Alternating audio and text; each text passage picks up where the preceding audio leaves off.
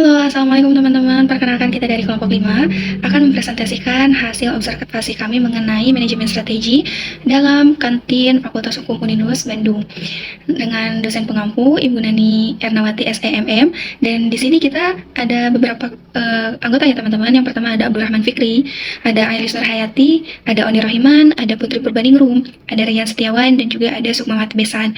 Nah, tanpa berlama-lama lagi, mari kita analisis bersama-sama ya teman-teman. Dan happy watching teman-teman. Assalamualaikum warahmatullahi wabarakatuh. Perkenalkan, nama saya Putri Purbaningrum. Di sini saya akan menjelaskan tentang analisis SWOT pada kantin FH Uninus. Yang pertama itu ada kekuatan, yaitu kantin Fakultas Hukum Uninus memiliki sejumlah kekuatan yang dapat dijadikan modal utama dalam mempertahankan dan mengembangkan usahanya. Lokasi yang strategis di dalam lokasi Uninus membuat kantin ini diakses oleh mahasiswa, dosen maupun staf. Kondisi tersebut menjadikan kantin selalu memiliki pasar yang relatif stabil karena kebutuhan konsumsi di area kampus yang sangat dibutuhkan pada setiap harinya.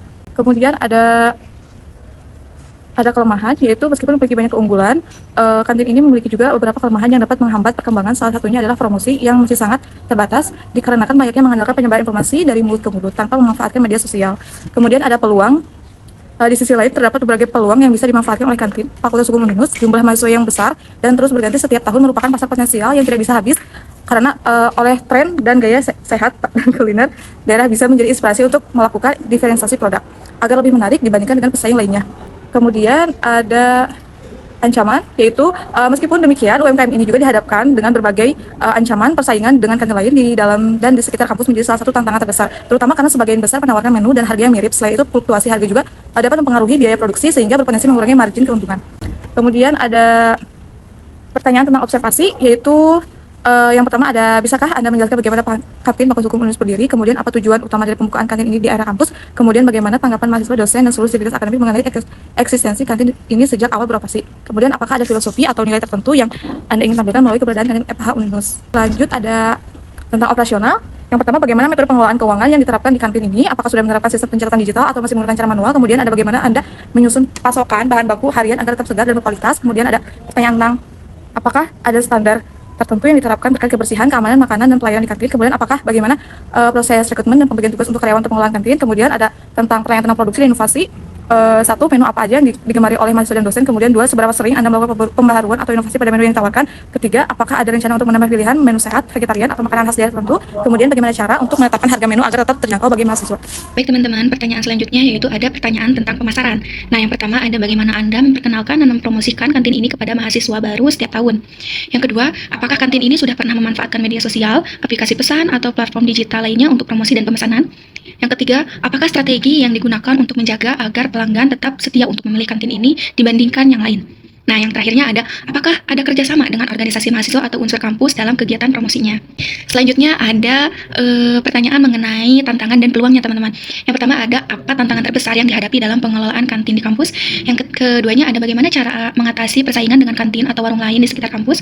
Dan yang ketiganya, menurut kalian, apa peluang terbaik untuk mengembangkan kantin ini di masa yang akan datang? Nah, yang keempatnya, apakah ada dukungan dari pihak kampus untuk mengatasi tantangan tersebut seperti kebijakan fasilitas ataupun yang disediakan? Nah, jadi gitu teman-teman. Tadi yang pertama itu ada pertanyaan tentang manajemen dan operasionalnya, ada juga pertanyaan tentang produk dan inovasinya, selanjutnya ada tentang pemasaran, tentang tantangan dan peluangnya juga ada teman-teman. Baik, selanjutnya kita masuk di analisis SWOT kantin Fakultas Hukum Uninus. Yang pertama ada kekuatan. Kantin Fakultas Hukum Uninus memiliki sejumlah kekuatan yang dapat dijadikan modal utama dalam mempertahankan dan mengembangkan usahanya. Lokasinya yang strategis di dalam lingkungan kampus membuat kantin ini mudah diakses oleh mahasiswa, dosen, maupun staf. Kondisi tersebut menjadikan kantin selalu memiliki pasar yang relatif stabil karena kebutuhan konsumsi di area kampus akan selalu ada setiap hari. Selain itu, harga yang ditawarkan cukup terjangkau sehingga sesuai dengan daya beli mahasiswa. Dari sisi produk, kantin menyediakan menu makanan dan minuman sederhana yang variatif sesuai kebutuhan harian konsumen. Yang kedua, ada kelemahan.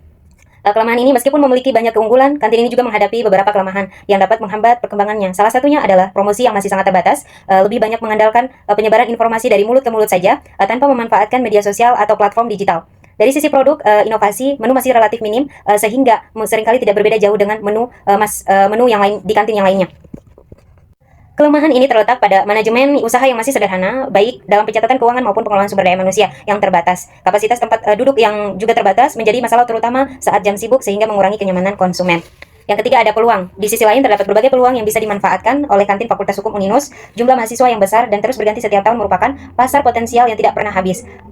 Dan gaya hidup sehat dan kuliner khas daerah bisa menjadi inspirasi untuk melakukan diferensiasi produk agar lebih menarik dibanding pesaing. Selain itu, perbandingan teknologi digital juga membuka peluang promosi dan penjualan melalui platform online, baik dengan menggunakan media sosial maupun aplikasi layanan platform yang lain. Kegiatan kampus seperti seminar, lomba, dan bazar juga dapat menjadikan peluang penjualan tambahan. Bahkan kerjasama dengan UKM lokal untuk menyediakan produk tambahan seperti snack atau minuman kemasan bisa memperkaya variasi menu. Yang keempat, ada ancaman.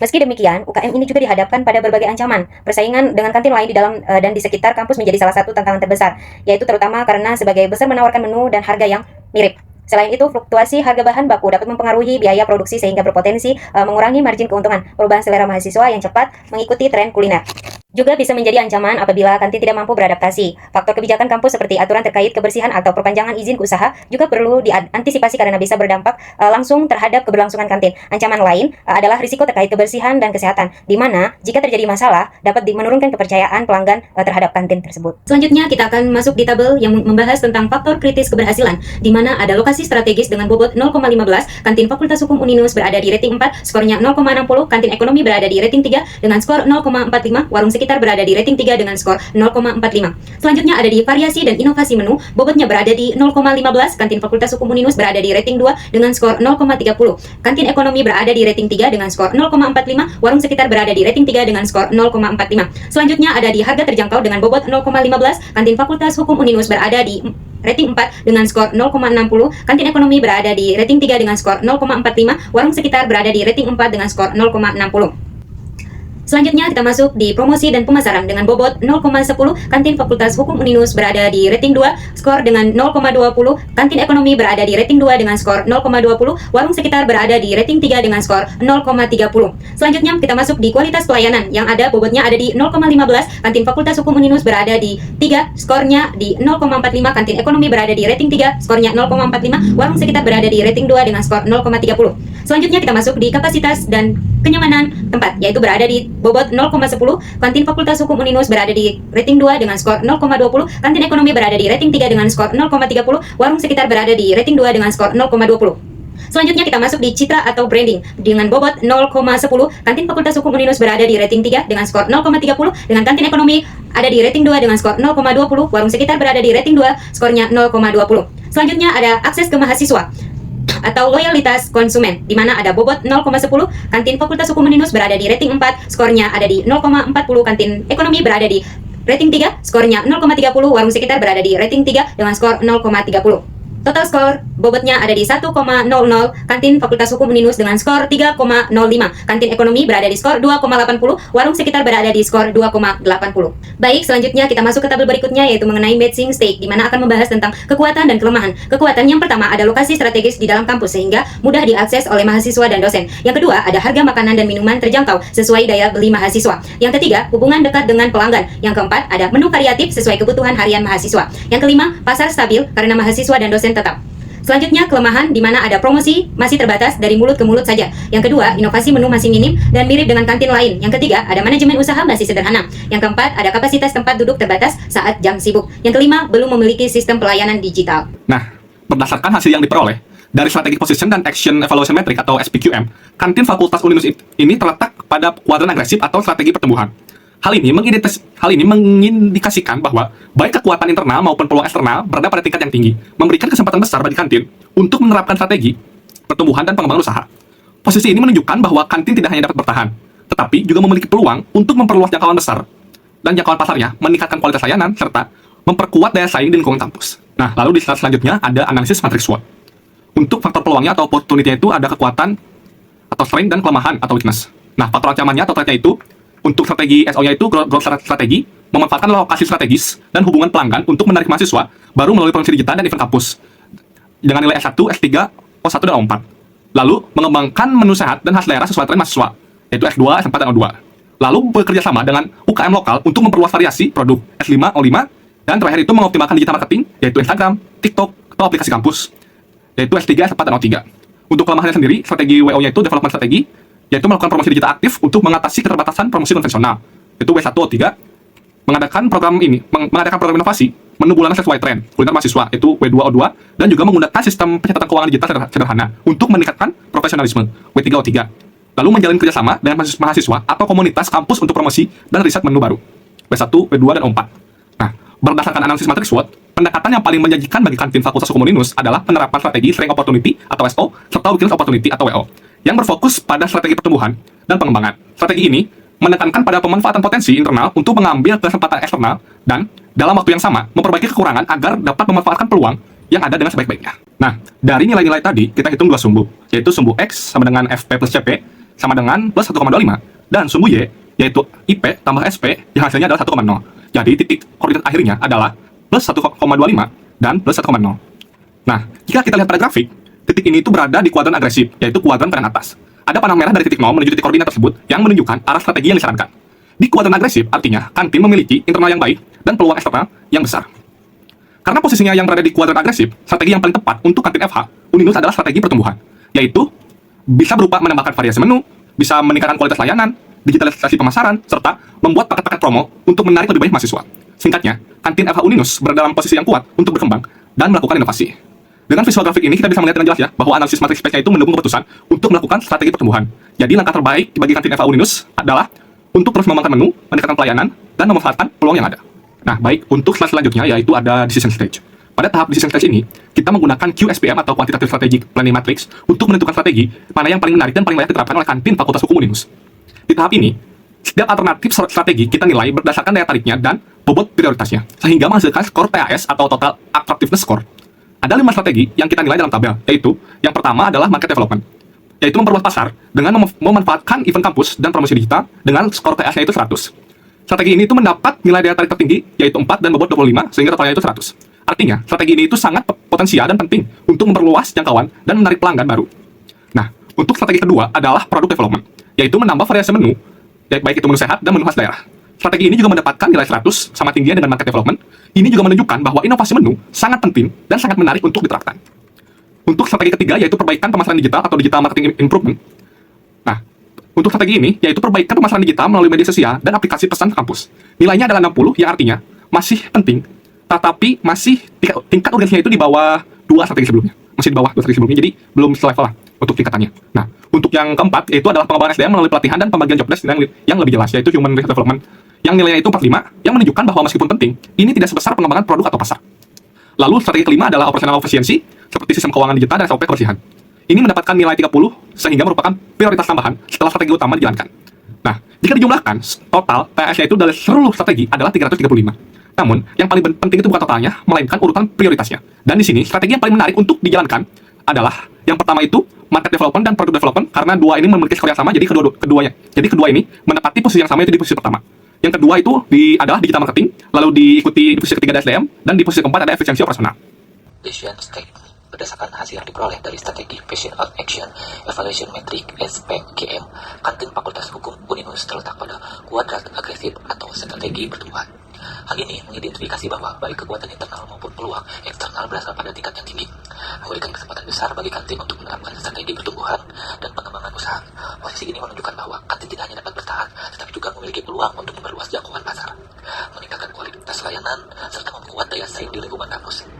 Strategi agresif dalam konteks ini menunjukkan bahwa pengelolaan kantin bisa mengambil keuntungan dari lokasi strategis, harga yang terjangkau, dan setiap pelanggan sebagai kekuatan utama, sambil memanfaatkan peluang eksternal seperti tren makanan sehat, penggunaan teknologi digital, dan potensi kerjasama dengan usaha kecil menengah atau yang disebut UMKM lokal. Dengan kombinasi tersebut, kantin FH Uninus berpotensi menjadi pemimpin pasar dalam kuliner kampus yang modern, inovatif, dan berkelanjutan. Baik, selanjutnya ada forecasting neraca. Yang pertama ada aset. Kas berjumlah 2.100.000. Yang kedua ada persediaan berjumlah 2 juta. Forecasting ada 6 step dalam proyeksi keuangan. Yang pertama, penjualan sale projection. Penjualan tahun lalu sebesar 75 juta. Strategi yang diterapkan peningkatan promosi plus kualitas layanan. Proyeksi peningkatan penjualan 5% per bulan. Hasil proyeksi 3 bulan. Bulan pertama 78 juta 750. Bulan 2 82 juta 687.500. Bulan ketiga 86 juta 821.875 perak. Baik, selanjutnya ada forecasting, project COGS, dan operating cost. BPP COGS sebelumnya adalah 60 juta mendapatkan hasil 80% dari penjualan BPP. Mengikuti kenaikan penjualan sesuai teori CGS harus dihitung berdasarkan persen dari penjualan. Biaya operasional adalah gaji ditambah sewa sama dengan. Nah, untuk langkah keempat, project balance sheet and cash look figure. Untuk bulan ke-1 yaitu asetnya Rp4.950.000 untuk persediaan Rp2.100.000 untuk peralatan Rp6 juta dan total asetnya yaitu Rp13.050.000. Untuk bulan kedua Rp8.587.500 untuk persediaan Rp2.200.000 untuk peralatan Rp6 juta dan total asetnya semuanya Rp16.387.500. Untuk bulan ketiga yaitu Rp13.051.875 untuk persediaan Rp2.300.000 untuk peralatan Rp6 juta dan total asetnya yaitu Rp21.351.875. Baik, langkah keempat, hitung retain earnings dalam UKM.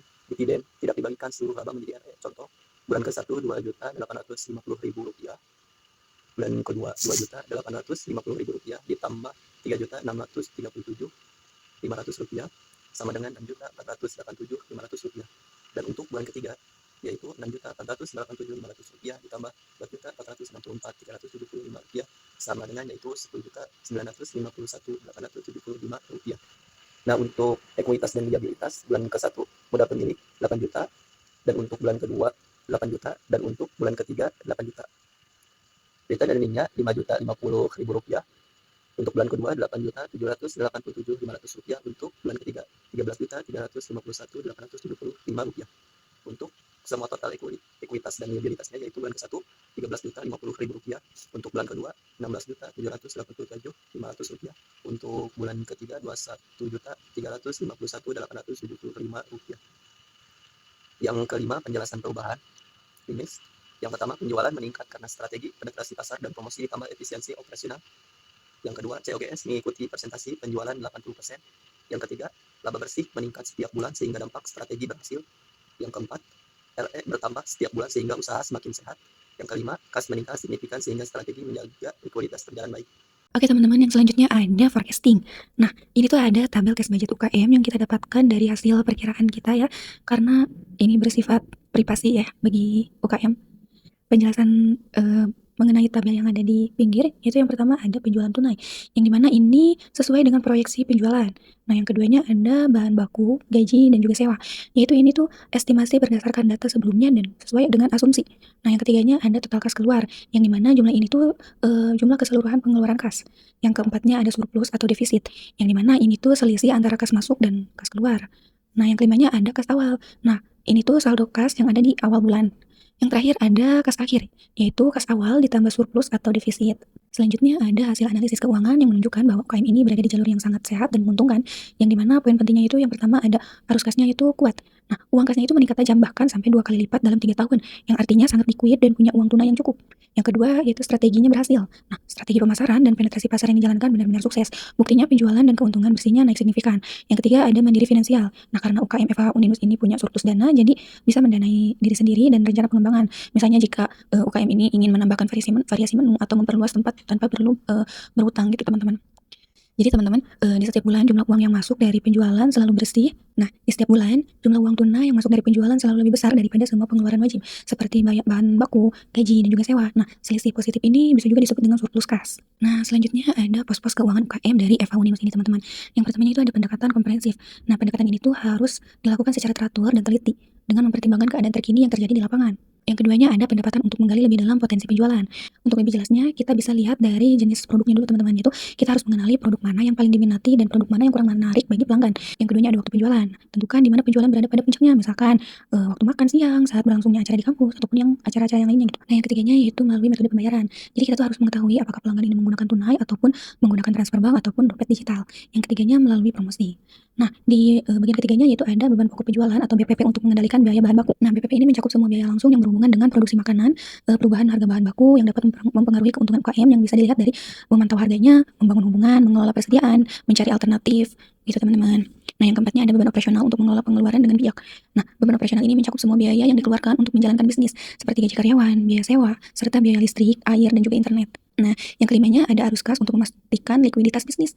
Ya, yang dimana arus kas ini merujuk pada aliran uang yang masuk dan keluar untuk memastikan UKM ini memiliki dana yang cukup untuk memenuhi kewajiban jangka pendeknya.